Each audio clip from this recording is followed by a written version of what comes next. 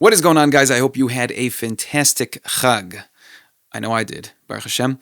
I hope you did too. I hope you guys are doing fantastic. Hope everyone's new year is starting off fresh and well. There was a lot of things taking place over Sukkot. Quite an eventful Chag. I would like to say some good things, some bad things, but the truth is everything is litova. Gamzu litova. Everything's for the good. It's either good or it's going to lead to something good. The ultimate question is always, are we learning the lessons? Are we getting the messages that Hashem is trying to send us through the events in the world? Now, I'd like to start off by talking a little bit about the first Rashi in the Torah. As many of you may know, the very first Rashi on the Torah, Parshas Bereishis, Pasuk Aleph, he states, the Torah should have started with the very first mitzvah commanded to Klal Yisrael, which is Kiddush HaChodesh, the sanctification of the new month. So Rashi asks, why did the Torah need to tell us that Hashem created the world? And inevitably, why all the rest of Sefer Bereishis? So Rashi says it's to teach that if the nations of the world try to call us robbers for taking Eretz Yisrael, or better yet, nowadays, occupiers for living in Eretz Yisrael, we should confidently be able to tell them that He who created the world gave it to whoever He sees fit. Now, truth be told, this actually makes total sense, being that the mitzvahs only begin with Eretz Yisrael. Because, of course, as we all know, all the mitzvos of the Torah were given to be performed in Eretz Yisrael. So it makes total sense that the entire Chumash Bereishis is the story of Hashem giving the Jewish people this land, so that we may know that it is only in this land that we can serve Him and fulfill our mission. Which is, of course, why the very first thing that Hashem tells to Avram Avinu is Lech Lecha. You're going to start being the father of the Jewish people. You need to go to the right place. And of course, it's the first prophecy that Hashem gave to Avram, Yitzchak, Yaakov, Moshe Rabbeinu, and as we just saw at the end of the Torah, it is the very last thing, the very last conversation that Hashem had with Moshe Rabbeinu before he died was about Eretz Yisrael. Now, it's also no coincidence that right now, as we enter the beginning phases of the Geula, the nations of the world got together, coincidentally in Egypt, Mitzrayim, of all places. The nations of Yishmael and Edom sat down to discuss what they should do with the land of Eretz Yisrael. Now, the prophets clearly tell us that Hashem will bring together all the nations to conspire against us all at once at the end of days. And this will inevitably lead to their ultimate downfall. Now, there's many such prophecies. This is the prophecies of Gog and Magog and the like, that all the nations will join together and try to take Eretz Yisrael, try to destroy the Jewish people. But one such place actually intrigued me. It's in Sefer Zechariah, Perek 12, where I was quite fascinated, because it connects these 2 points, Hashem's creation of the world and the nations conspiring against us. So if we look at this Pasuk, Perek 12, Pasuk Beis, Hashem says, behold, I am making Jerusalem a cup of poison for all the people around.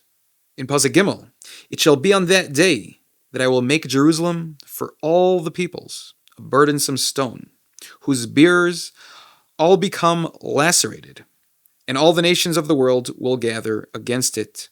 On that day, the word of Hashem, I will strike every horse with confusion, etc., etc. The point is, Hashem will gather together the nations of the world. Yerushalayim will be a burdensome stone, a stone they cannot lift. Yerushalayim will become a cup of poison for all the nations. As we see, all the nations, specifically right now, the Arab nations, but as we see England and France, which are slowly becoming jihadist, lunatic nations, they all try to take a swing at us. And they all try to take us down, but one by one, through the mighty, miraculous hand of HaKadosh Baruch Hu, they are all falling. Now, what I find fascinating is in this specific prophecy to Zechariah, as in many prophecies throughout Tanakh, Hashem is given some sort of title before he starts speaking. In this specific parak, the title that is used is the word of Hashem, who stretches out the heavens and lays the foundation of the earth. and who fashions the spirit of man within him. I find it fascinating that in this parak, just as Rashi says, that Hashem created the world, and the Torah tells us that Hashem created the world, in order that when the day comes and the nations conspire against us and tell us that we're stealers, we're robbers, we're occupiers, we can tell them, He who created the world gave us this land. And that's how Hashem is introduced in this parak, the God who created the world. Now, the truth is, all the events taking place right now, well, throughout all of history, but very blatantly and obviously right now, is all for us, the Jewish people. Hashem in His ultimate mercy is sending message after message, sign after sign, miracle after miracle, non-stop, all to get the attention of the Jewish people. It's not a coincidence that the slogan being shoved in our faces day and night is "Bring them home now." In Gaza, there were a small number of hostages that many were advocating for.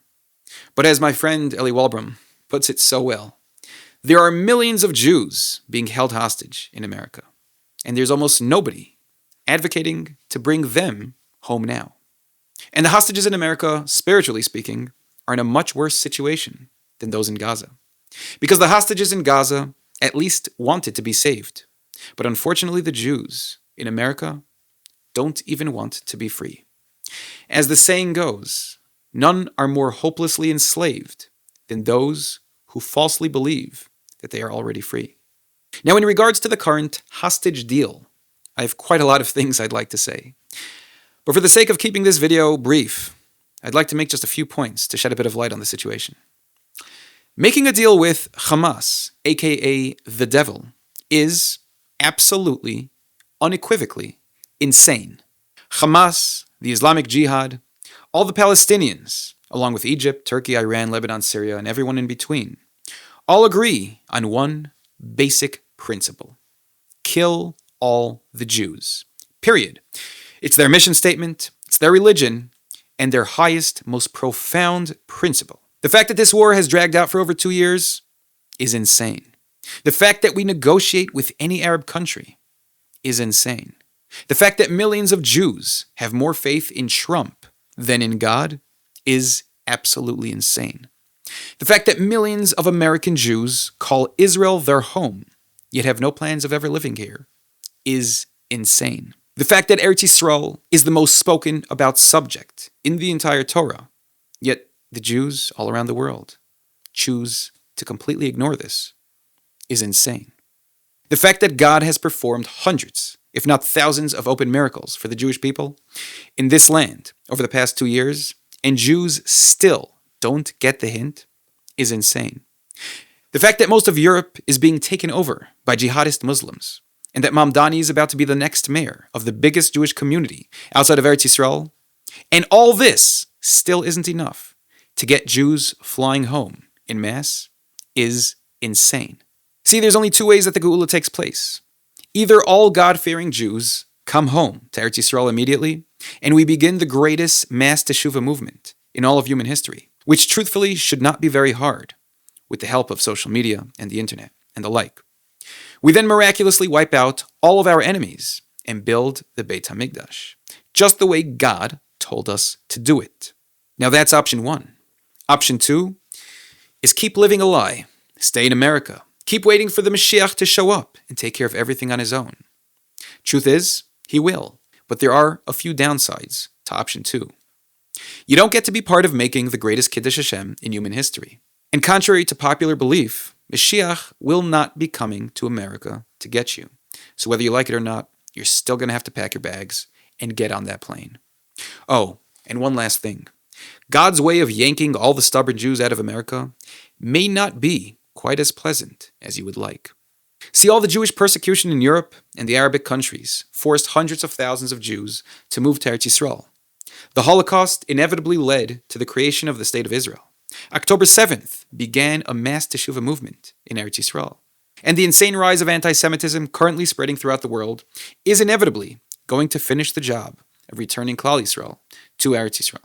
See, whether we like it or not, God's promise to us will be fulfilled. Jews will return to Eretz Yisrael and do teshuvah in mass. But up until this point, Unfortunately, Hashem has violently been forcing the entire process of Geula because the Jewish people are simply too stubborn to get the job done themselves. See, now going back to the first Rashi on the Torah. Rashi wasn't a prophet. He didn't even need Ruach HaKodesh to write what he did. All he needed was just a bit of historical knowledge and basic understanding of Jewish history. Even in Rashi's days, history had already proved a few basic things. God chose the Jews as his people. God chose Eretz Yisroel as his land. The Satan uses everything in his power to stop the Jews from recognizing that the simple recipe to completing our mission is Jews, Torah, Eretz Yisrael. Since the beginning of time, the Satan has used the nations of the world, along with every form of mental manipulation, to stop Klal Yisrael from returning to Eretz Yisrael. Which is why the very first thing Rashi wrote in the Torah, in that very first Rashi, was Mishum Koyach Masov Higid La'amoy. Now the key word is La'amoy, to his nation. The Goyim, they don't care what it says in the Torah. We do. And the fact is that Rashi is telling us that we're the ones, the Jewish people, we need to know that he created the world and he gave us Eretz Yisrael. The reason all of our greatest enemies just convened in Egypt to decide the fate of Eretz Yisrael is because Klal Yisrael doesn't seem to care as much as our enemies do about the future of this land. Now I promise you, Trump will not save Eretz Yisrael. He will not save the Jews of America. Stop waiting to see what will happen next. What's the next deal? What's the next big decision? What will Trump do? What will the nations do? The retarded politicians of both America and the state of Israel have been making absolutely insane deals with jihadist terrorists and jihadist terrorist countries for over 100 years now. The suffering, the anti-Semitism, and the terrorism will not end until Klal Yisrael takes control of the situation. We are the leaders of the world. We are the light unto the nations. And it is only us that can bring down Hashem's Shekhinah and bring peace into the world. And all this can only be done when the Jews are in the chosen land. Every Jew has a very simple decision to make. Come to Eretz Yisrael the easy way, or come to Eretz Yisrael the hard way. After 2,000 years of suffering, I hope the stiff-necked Jewish nation can finally make the right decision. Chazak ve'ematz, my friends. It's time we take a stand. Hey guys, if you're enjoying these videos, if you're getting inspired, motivated, I ask, please share them with a friend, share them with your family. We're trying to get everyone, all the Jewish people, to move back to Eretz Yisrael.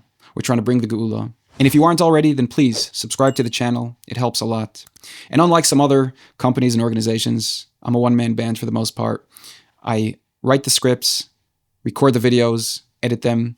I put in nothing less than 10 to 20 hours a week just making these videos. And then a lot more than that, being in touch with people, contacting people, helping people get to Eretz Yisrael. It's a lot of work, and I'm so happy to do it. It is the greatest opportunity I've ever had in my entire life to be part of making a change in Klal Yisrael. But I ask of anyone who'd like to partner with me, go to my website, HomeBoundIsrael.com, make a donation. It helps immensely. All the money goes towards putting in more time, putting in more work, getting these messages out in front of more people, in front of more of Klal Yisrael.